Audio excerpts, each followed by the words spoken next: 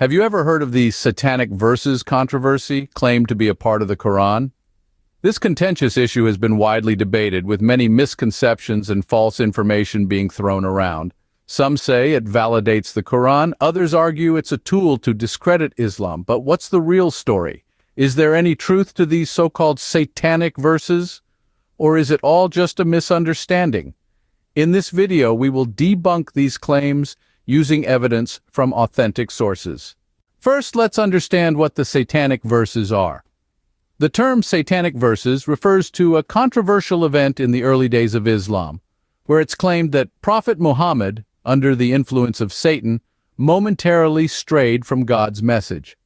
The story goes that during this lapse, the Prophet supposedly revealed verses that recognized the pagan deities of Mecca as divine beings.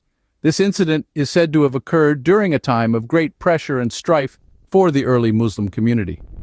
However, it's crucial to note that this account is not universally accepted. In fact, there's no mention of these satanic verses in the Quran, the holy book of Islam, nor are they found in any hadith, the sayings and actions of the Prophet Muhammad, that are accepted by mainstream Islamic scholars. So then, what's the source of this story? We'll delve into that in the next segment. However, these verses are not found in any authentic Islamic texts. Now let's delve into why these verses lack authenticity.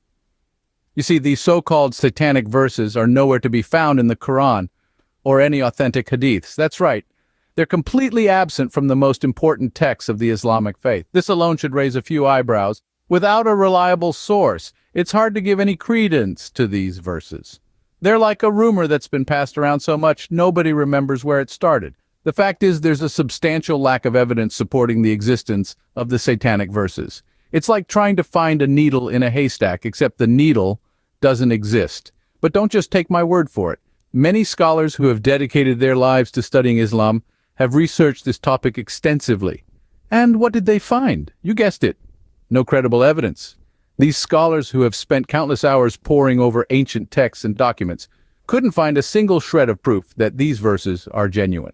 So what does this mean? It means that these verses, which some people claim to be part of Islamic teachings, actually have no foundation in Islam at all. They're like an unsolicited guest at a party, somebody who nobody invited and nobody wants there. As we can see, these verses have no foundation in authentic Islamic teachings. So where did these verses come from, you might ask? Well, there are theories floating about that suggest these so-called satanic verses were nothing more than a fabrication, a ploy designed to discredit Islam. Consider the lack of historical evidence. Despite extensive documentation of Islamic history, there's a conspicuous absence of any solid proof that these verses ever existed. Isn't that peculiar? Furthermore, the accounts of their origin are rife with inconsistencies. Some claim they were slipped into the Quran unnoticed, while others say they were deliberately added, then removed. But the details are always murky, always changing. It's like trying to pin down a shadow. So, let's connect the dots. An unfounded claim, no historical evidence, inconsistent stories. Doesn't it all point towards a calculated attempt to tarnish the image of Islam? It is clear that these verses were created with ill intentions, aiming to tarnish the image of Islam. To recap, the satanic verses we've been discussing are a contentious topic, but it's essential to approach it with a clear understanding and an open mind.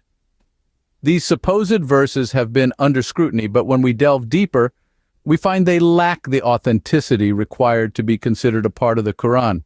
They are absent from any reliable Islamic sources, leaving us to question their origin and the motives behind their propagation. In fact, the evidence points towards a fabrication theory. It seems probable that these verses were manufactured with the sole aim of discrediting Islam, of casting doubts, of stirring controversy. But, as we've seen, such attempts crumble under the weight of true Islamic scholarship. And that's the beauty of truth. It's resilient, it's enduring, it can weather any storm of falsehood. In the end, truth prevails. The Satanic Verses controversy is a baseless claim that has been debunked by authentic Islamic scholarship.